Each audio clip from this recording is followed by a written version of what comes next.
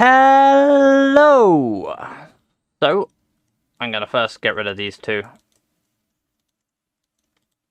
And today we're going to be doing a cloth modifier tutorial to help people understand the cloth modifier. So I'm going to hit tab, just going to move this up just to here so that it can act as one of our cloth modifier collisions. And I'm going to add in a plane, scale that up, and that is going to act as our floor. So if I bring in another plane and I move it up, scale it a little, and then just slightly offset it so that it has something interesting that it can do. I'm going to go a little bit bigger than this. Now, if I add a cloth modifier to this, which we'll do in here, cloth, and then just hit play, it goes straight through, and not particularly a good cloth modifier or cloth physics. So what I need to do is I need to add collision to this, and I need to add collision to this. And now if I hit play, you can see it is actually doing it. It stops at the point, but it's not really what we're going for. The reason for this is because the cloth modifier does require some geometry. So if I were to put, say, one subdivision in this and then hit play, it will now bend a little in the middle. The more I put in here, so let's put a nice few subdivisions in. Let's go to like here, which is quite a lot of subdivisions. Now it actually moves sort of how we want it to. But let's go back. What else can we do for this? So after the cloth modifier, I'm going to add in a subdivision surface. Now if I hit play, it'll come down and it falls straight through. If I turn this off and hit play, it stops. Don't turn it off. There we go. So it looks a little bit better now. Let's shade it smooth. But it's still got a couple of clipping issues and it kind of folds in on itself a few times. How do we fix this? Well, let's go into the cloth physics simulation here. We've got a couple of different settings. I'm going to ignore some and focus on others. Quality steps. So if I put this right down and then pull it right down and then hit play. First of all, do that. I'm going to have to really, just to refresh it. So the quality is so low now that it's actually barely recognizing a lot of the collision. That's obviously not what we're after. You can see it tries to. So if I manually do it here, you can see that it tries to, but the cloth simulation quality is so low that it just falls through. So that gives you an idea of what that one does. And if we put this back to 5, it should now just fall as we expect. Perfect. And if I put it up to 10, which is probably higher than you need it, it doesn't actually even have corner clipping now. Oh, it has a little bit there, but again, the higher we put it, the better that will be, and the less little clipping issues you'll get. Pointy, sharp areas like on here will always be a small issue, but we can go through and let's say we want to go for collision and we just want to put just the collision quality up and put on self collisions. This will slow it down dramatically, especially once it starts connecting with itself. Let's stop there. And you can see now it no longer folds in on itself, and it's fairly good. That's kind of what we're after. But there are a few more settings up here, such as tension, compression, shear, and bending. If you highlight over them for a second, it'll actually tell you tension stiffness, how much the material resists stretching. So if we put this down to 0, and now hit play, it should just stretch. It has not actually stretched as much as I expected it to. If we put it all the way to stupid levels, now it shouldn't stretch at all. Though it doesn't really look like it's made much of a difference, which probably means it needs updating.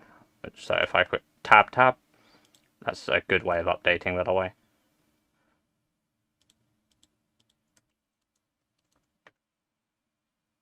So the way you can tell if it's updated is whether or not that blue line's disappeared.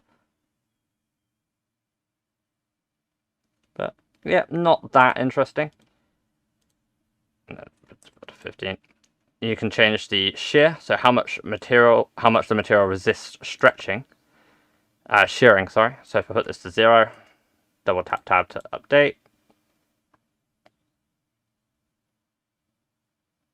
There we go. So that's very, very different. Not at all what we're after, but if we put this really high, double tab to update.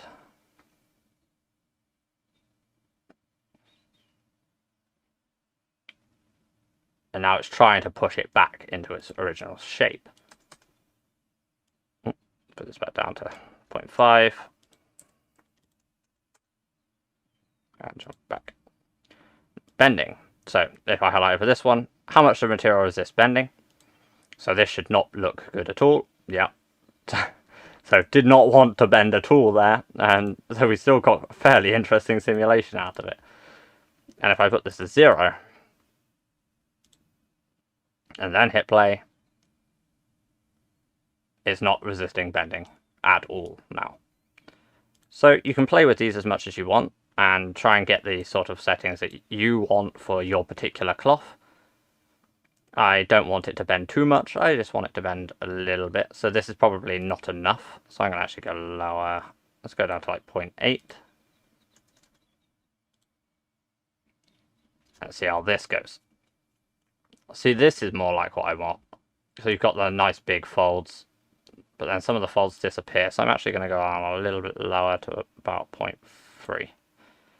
You probably don't want a 0, but it's kind of up to you. This is very much down to how you want your cloth to look. So I think I'm going to leave it around 0.2. So next up, you've got dampening. So you've got very similar settings here. So damping is when it sort of does like the bounce back. So so amount of damping in stretching behavior would be sort of how much it bounces back from stretching. So if I put this up,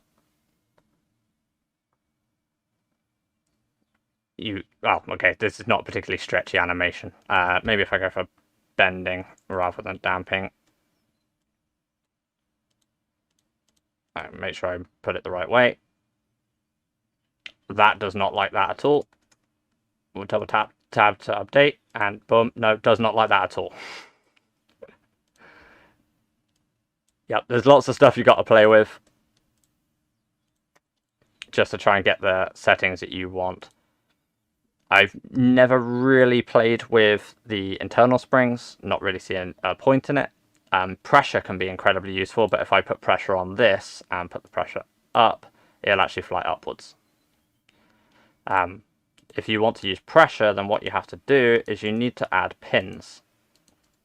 So if I went here and add a pin group, assign, and then I went into the cloth settings, and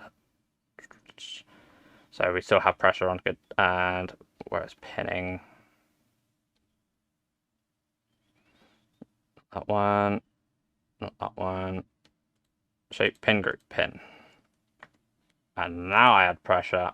You can see that the pressure is trying to push it up, but the pins are holding it in place.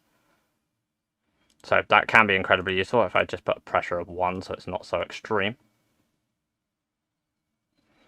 As you can see, I don't know what custom volume does. Let's have a look.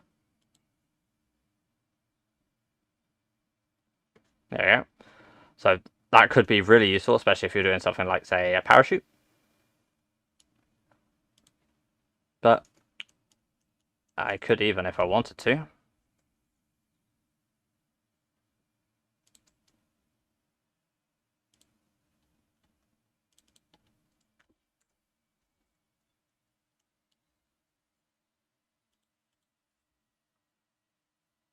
So it's a little bit stuck here due to our box being out of the way, but if I move that, you can see that we have got a sort of like a tent. We could add some pegs in here if we wanted to, like just modelled pegs, obviously.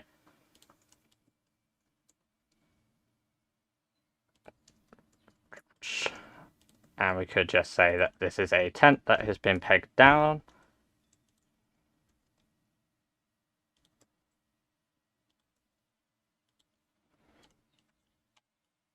Obviously you'd place them better than I have, but yeah.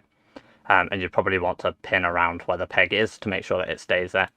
But yeah, there's lots of stuff you can do with the cloth modifier, and there's a lot of fun that you can have with it. So thank you very much for watching, and I hope this is useful for you for your own experiments with the cloth modifiers, and then eventually progressing on to actually making useful things with the cloth modifiers, which we will do soon as well. So thank you for watching, and I hope you have a wonderful evening.